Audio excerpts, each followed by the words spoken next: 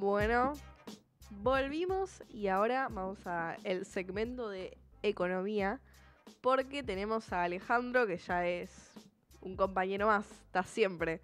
Todas las semanas lo tenemos acá contándonos sobre su economía a pie.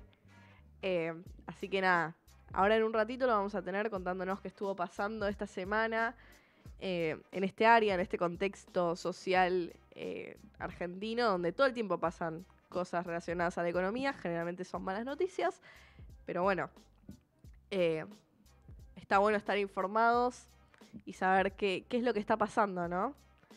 Ahí lo tenemos a Alejandro, no sé si me escucha. Demos un tiempito para que se conecte. Hola, Ale, ¿me escuchás? ¿Qué tal? ¿Cómo te va, Lara? Todo bien. Hoy Diego nos abandonó, así que estamos solos. Ah, mira. Sí, me vas a tener que Bueno, ayudar. pobre de él, entonces. Él se lo pierde. Sí. Eh, bueno, la semana pasada, Lara, te cuento a vos y le cuento A a la gente. toda la oyentada y a Diego, en ausencia, Sí. eh, se conoció finalmente cuál era el índice de inflación. Sí, fue así de choqueante que hasta los micrófonos se cayeron. Finalmente, el índice de inflación fue en torno al 10%, fue exactamente del 11%, un aumento en promedio del 11%. Ese es el aumento del nivel general de precios en el mes de marzo. Recordemos, este índice de precios viene bajando, pero eso no significa que la inflación esté bajando. Que el índice haya sido menor que el mes anterior, lo que denota es una desaceleración de la inflación en el crecimiento que estaba teniendo. Y esto significa que si comparamos con marzo del 2023, los precios aumentaron en promedio un 287,9, casi un 300%. Es decir, lo que antes costaba en marzo del 2023 un peso, en marzo del 2024 costaba 4 pesos, es decir, casi 3 pesos más. Esto es un golpe al bolsillo de la clase trabajadora y de los menos, de los hogares con menores ingresos, fortísimo. Por eso es que hablamos tanto del crecimiento de la pobreza, porque una de las formas de medir la pobreza es mediante eh, los ingresos de las familias. Y en este sentido, que las cosas hayan aumentado un 287% en un año o un 11% en el último año, lo que indica es un fuerte deterioro del poder adquisitivo, del ingreso de las familias. Por eso es que ha aumentado en estos meses, en estos últimos 12 meses si se quiere, pero fuertemente en estos últimos 4 meses, tan copiosamente la pobreza. ¿Y cuáles han sido los rubros en los cuales se han detectado los mayores aumentos? Bueno, el mes de marzo ha sido el mes del inicio de clases en la mayoría de los distritos escolares y allí en la canasta de útiles escolares los precios aumentaron respecto del último mes un 52%. Esto es, aumentaron casi la mitad de su valor. Eh, Esto es nuevamente un golpe al bolsillo de los menos, de los de menores ingresos muy fuerte, porque pensemos que este costo del 52% de la canasta de útiles es algo que no se puede evitar, no se puede eludir. Todas las familias tienen algún integrante que está en edad escolar y por lo tanto Son gastos que tienen que afrontar.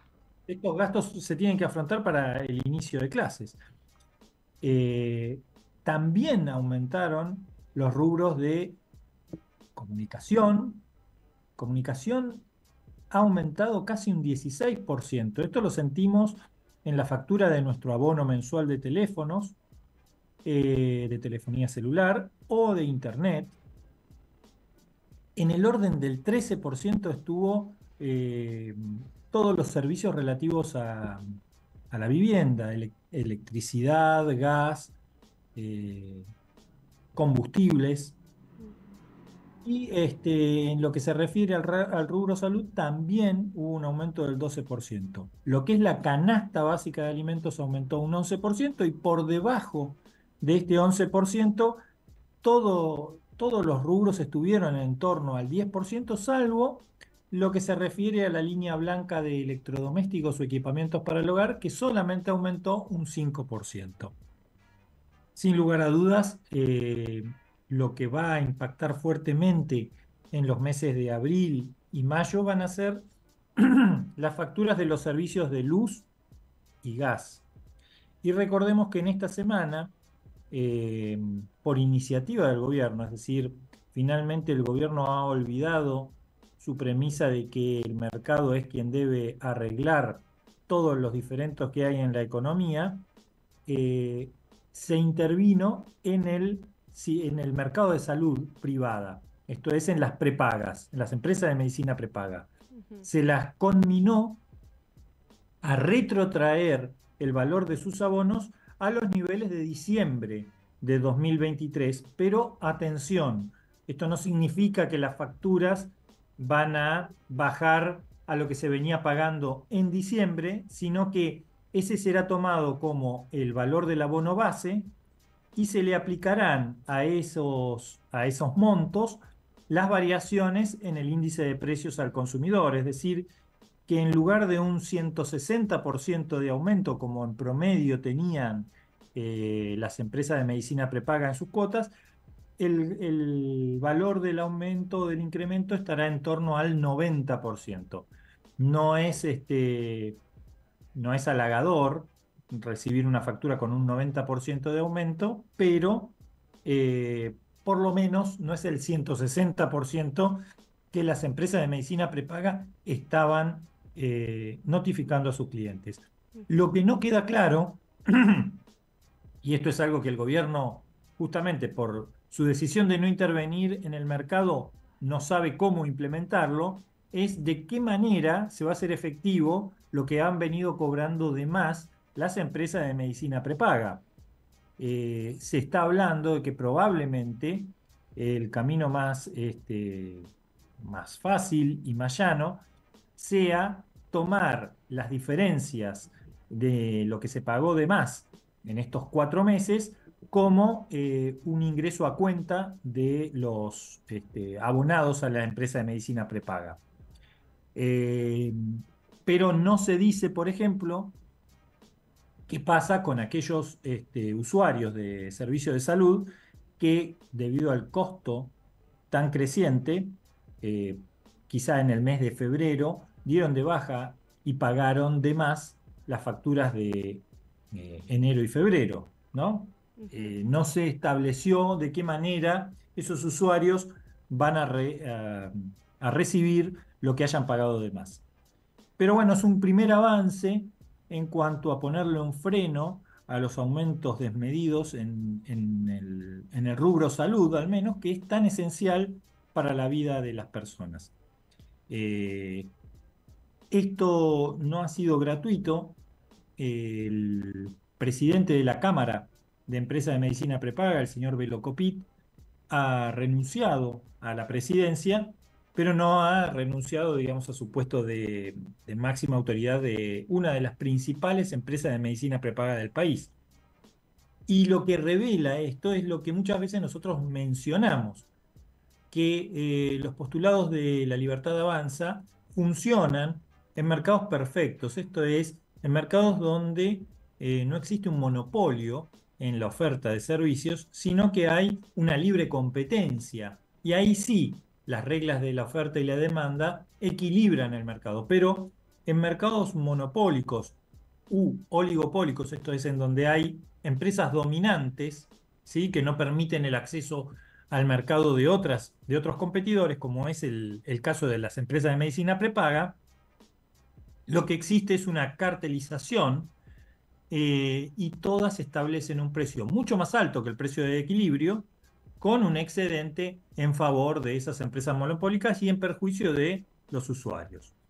Bueno, es bueno, es positivo que el gobierno haya tomado nota de esta situación eh, y que esté interviniendo, comenzando a intervenir para poner un poco de orden y en favor de los consumidores, que en definitiva son los que mantienen al mercado. Sí, Veremos, totalmente. veremos si esto se replica en otros mercados en donde Esperemos que hay sí. una clara situación de monopolio, como es el caso de las empresas de servicios públicos de luz y de gas. Porque entiendo que se va a vivir una situación muy similar. Ya están comenzando a llegar las facturas de las empresas de servicio y en muchos casos los incrementos son superiores a los que se venía proponiendo. Se hablaba de un 140, de un 150% para los segmentos medios y se han recibido facturas de hasta un 300% de incremento en el servicio de luz. Es una locura. Esto generará seguramente la imposibilidad de pago y seguramente el corte del servicio. Mm. Y en algunos casos, la energía eléctrica sirve también para calefaccionar, sobre todo en Ciudad Autónoma de Buenos Aires. Muchas viviendas utilizan el servicio de luz, o de energía eléctrica, mejor dicho, como calefacción. Y se vienen épocas invernales en las cuales se va a utilizar más la energía eléctrica como calefacción. Entonces, ante un aumento de tasa y la imposibilidad de pagarlo, veremos cómo reacciona el gobierno, si pone algún tipo de límites como hizo con las empresas de medicina prepaga. Pero esto lo iremos viendo seguramente con el devenir del tiempo y con el estallido de los conflictos. Por lo pronto, lo que vemos es eh, los postulados de la libertad avanza no son de tan fácil o de tan simple aplicación en los mercados de la República Argentina o en todos los mercados de la República Argentina, como desde esta columna venimos pregonando. Sí, sí, se agradece que el Estado intervenga más que nada en los aumentos en lo referido a la salud, que son esenciales para toda la población. Así que bueno, dentro de todo no son tan malas noticias como nos veníamos acostumbrando. No son tan malas noticias, Si sacamos pero la parte de los aumentos, ¿no? nuevamente podría haberse evitado Mm. con un esquema un poquitito más ordenado. Esperemos que el gobierno tome nota de estas situaciones porque no descarto que se repitan en el futuro Mm. y esperemos que no tenga que haber digamos, una situación de angustia como la que se vive. Muchas familias han tenido que dar de baja a su servicio de medicina prepaga, han tenido que recurrir a la justicia, han realizado presentaciones judiciales reclamando algún tipo de intervención estatal y esta llega quizá no de la forma en que se esperaba en un principio, pero finalmente llegó. Recemos para que estas situaciones no vuelvan a ocurrir en la medicina prepaga y que no se repitan las mismas situaciones en servicios tan esenciales como energía eléctrica y gas. Buenísimo, gracias Alejandro, te despedimos, te mando un beso y nos vemos la semana que viene. Bueno, Lara, un abrazo a la oyentada y saludos a Nahuel que tiene paciencia infinita para conmigo. Sí, sí, ahí está Nahuel produciendo. Así que ahora vamos Nos a... vemos la semana que Nos viene. vemos la semana que viene. Ahora vamos a pasar a hablar un rato con Carmen, que nos va a estar contando noticias relacionadas con clave de género. Así que, hola Carmen, no nos conocemos, me presento. Soy Lara. ¿Cómo va? ¿Todo bien? ¿Cómo estás? ¿Todo bien? ¿Vos? Muy bien. Bueno, contenta de poder salir, al menos por Zoom, en el programa. Felicitaciones por la co-conducción. Muchas gracias. Y bueno, no te pude dar la bienvenida en su momento, salvo por el grupito que tenemos. Así que nada, un placer tenerte, obviamente, acá, llevando adelante el barco del noticiero. Bien, quería comentar 3 noticias que he seleccionado, que a mi entender son las 3 noticias que al menos yo he destacado, ¿no? para esta columna en materia de género. Voy con la primera, Lara, y te acerco una efeméride, ¿sí? En este caso, Hablamos del día 17 de abril de 2019, donde se aprobaba la ley de acoso sexual callejero. Bien, bueno, esta ley, y cuando hablamos de acoso sexual callejero, tiene que ver con las violencias hacia las mujeres en espacios públicos, donde, bueno, hay acciones físicas, verbales, con contenido sexual, contra una persona que claramente no brinda su consenso, que no quiere participar de este tipo de acciones. Esto está penado por una ley actualmente. Y bueno, hay algunas confusiones que se dan en torno a la terminología, ¿no? Cuando hablamos de acoso callejero, no se refiere únicamente a lo que sucede en la calle, ¿no? Sino en cualquier lugar privado, como puede ser un restaurante, un cine, un teatro, que, bueno, tenga participación del público, ¿no? Tiene que ver con eso. Y cuando hablamos de acoso, creo que siempre está bueno como traer estos temas y remarcarlo, ¿no? Para, como decía el compañero, para la oyentada, tener en cuenta, ¿no?, cuán necesario es considerar la cuestión del consenso, ¿no? Básicamente, si hay consentimiento de dos personas en condiciones de decidir, perfecto, dale para adelante. Ahora, si una de las partes manifiesta un rotundo no está en condiciones de decidir o simplemente duda, bueno, en esos casos no hay consenso, ¿sí? Entonces creo que siempre está bueno como poder comunicar, ¿no?, sobre estas cuestiones. Bueno, y te cuento, Lara, y les cuento para quienes estén escuchando, que esta ley, de lo que habla un poco también es sobre, bueno, ¿qué consideramos, ¿no?, acoso sexual? Siempre está bueno también, creo, rememorarlo, destacarlo, sobre todo para, no para las generaciones más jóvenes, porque son las que más claro lo tienen, tal vez para los más adultos, ¿no? Tiene que ver, bueno, con comentarios sexuales, con fotografías y grabaciones sin consentimiento, ¿no?, de la persona, y la difusión también de estas imágenes. Hay una ley muy reciente también que habla de esto, ¿no?, la ley Olimpia. Bueno, el contacto físico indebido y sin consentimiento, la masturbación, mostrar partes íntimas del cuerpo y los gestos obscenos. Creo que en mayor o menor medida muchas mujeres, adolescentes y niñas en algún momento de nuestra existencia en la vida pública hemos transitado o hemos experimentado, repito, en mayor o menor medida, alguna de estas instancias. Bueno, es bueno saber que esto es un delito. Traigo por eso esta efeméride, que se puede denunciar, ¿no? Porque, bueno, genera un sentimiento de degradación, ¿no?, hacia la persona que es víctima, digamos, de estas acciones. Así que, por último, y para destacar, me gustaría, bueno, sostener esto, ¿no?, que es algo que está penado por la ley actualmente desde el 2019, se sanciona con una multa o con la obligación de hacer trabajos para la comunidad, o en el peor de los casos con el arresto. Así que al oyente que está del otro lado, comentarle que se puede denunciar el acoso, que hay una línea donde se mandan un mensajito, ¿sí?, que es bueno, la línea acoso justamente, 22676 es el número, y también contamos con la línea 144, que bueno, está siendo desmantelada últimamente, debo decirlo, pero todavía sigue sosteniendo, ¿no?, las denuncias por violencias de género, de distintos tipos, ¿sí? ¿Algo, Lara, para comentar? No, porque que te hice un monólogo. no tenía idea de eso de la línea 144. ¿Qué pasó? ¿Por qué la están desmantelando? Cambio de gobierno. Sí, hubo muchísimos despidos Sí. de las operadoras, incluso. Ellos a nivel interno suelen llamarle a las operadoras las Marías. Mira. Le llaman María, porque bueno, no revelan sus nombres, ¿no? Claro. Entonces, las personas que están atendiendo el teléfono las 24 horas para tomar denuncias de violencia de género. Cabe destacar, y me voy un poquito del tema del acoso callejero, es para denunciar cualquier tipo de violencia. Hablamos de violencia económica, violencia física, porque muchas veces se cae en que únicamente se denuncian los delitos sexuales, y no es así. Se denuncia también la violencia psicológica y demás. Y algo que creo que es importante también visibilizar es que no es únicamente hacia parejas, digamos, o personas heterosis, ¿sí? También es importante, me parece, destacar que en menor medida hay denuncias de, por ejemplo, violencia de género en el caso de parejas del colectivo LGBT.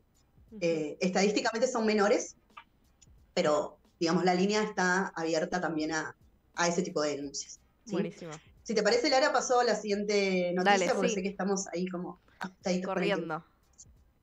Dale. Bueno, por otro lado, comentar una noticia que circuló por estos últimos días. Tenemos que lamentar el suicidio de una trabajadora del Ministerio de Salud.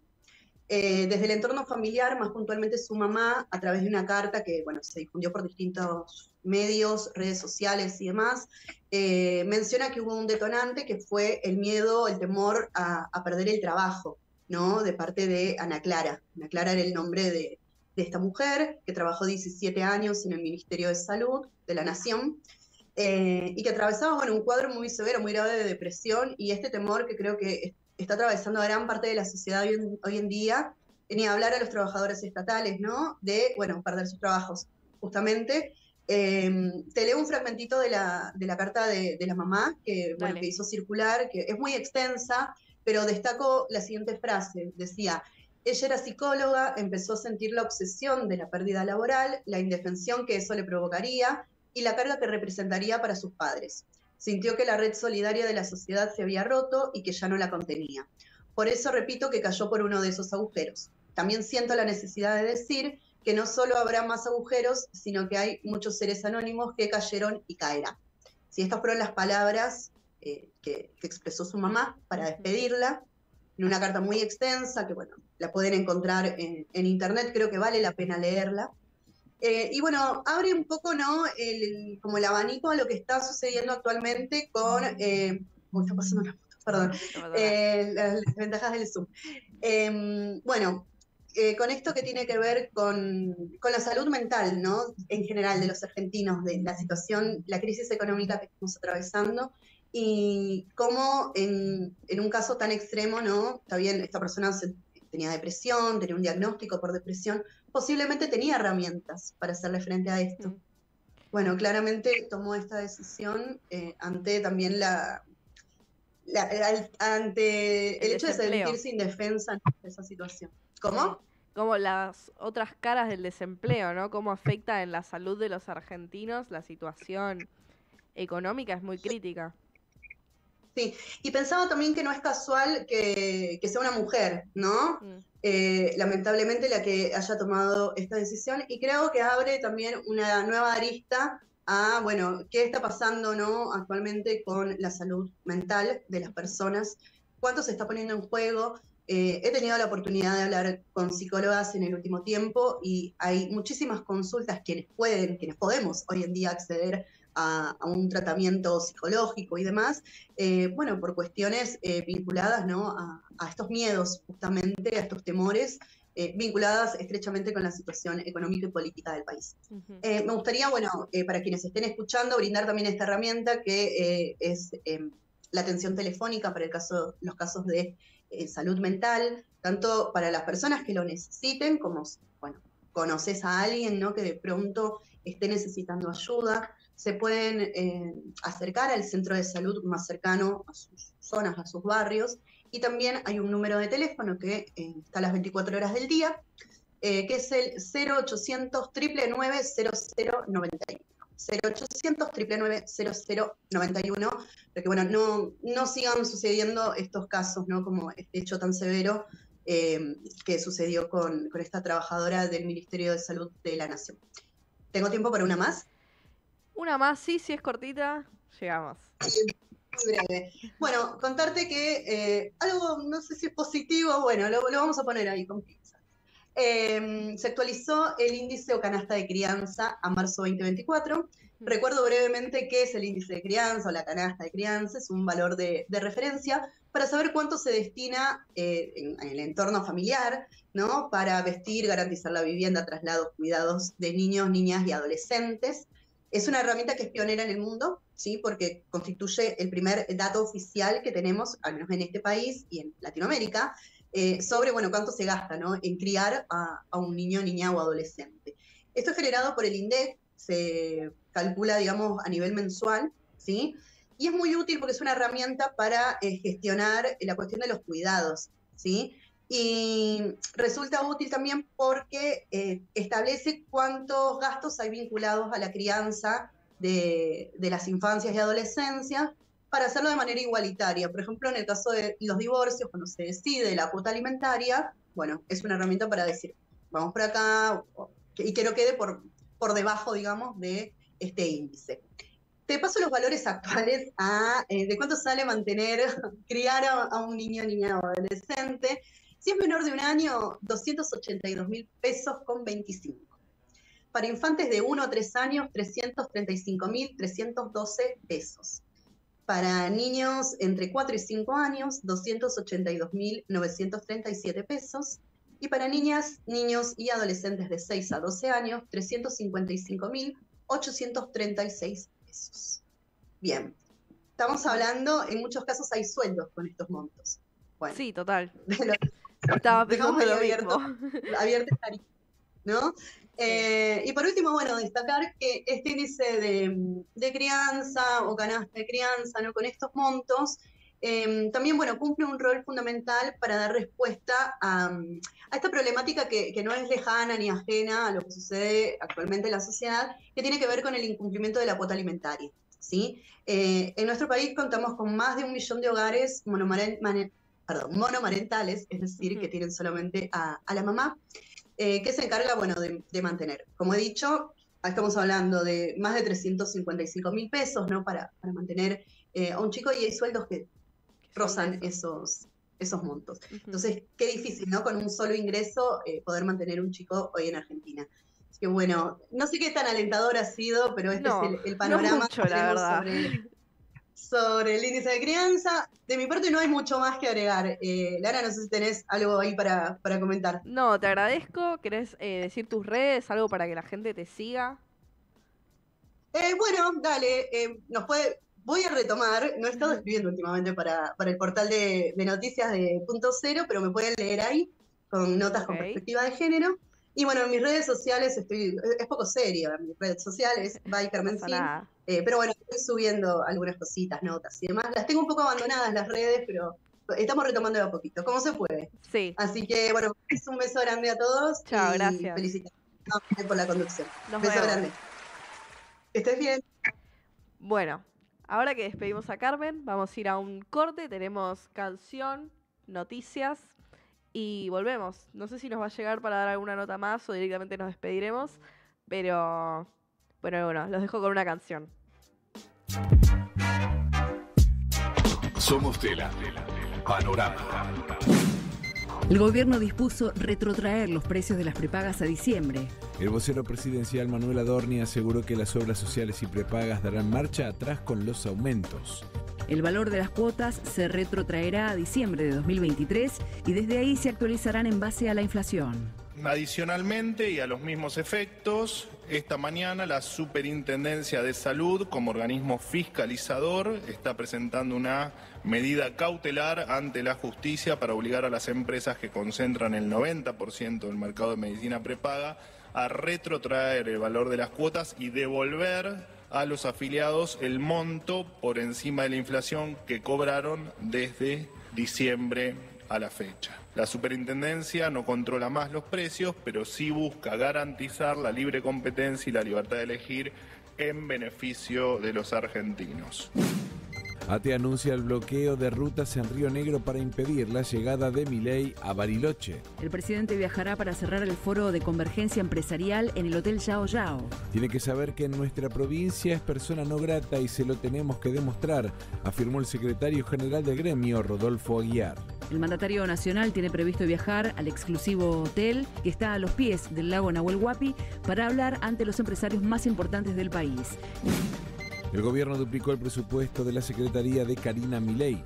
A través de la decisión administrativa 207-2024, se aumentó en más de 22 millones la asignación de la Secretaría General de la Presidencia a cargo de la hermana del mandatario. Esta medida fue firmada por el ministro del Interior Guillermo Francos y el jefe de gabinete Nicolás Pose y se publicó en el boletín oficial. Por otra parte, este miércoles el vocero presidencial Manuel Adorni fue ascendido al rango y jerarquía de secretario de Estado a través del decreto 323-2024.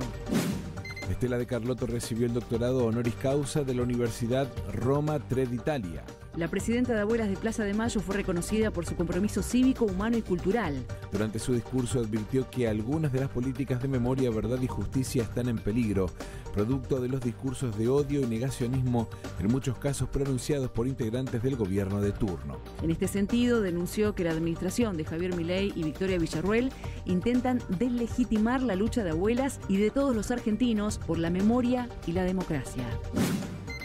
Bolivia se sumó a Chile y también desmintió a Patricia Bullrich sobre la presencia de fuerzas iraníes en su territorio.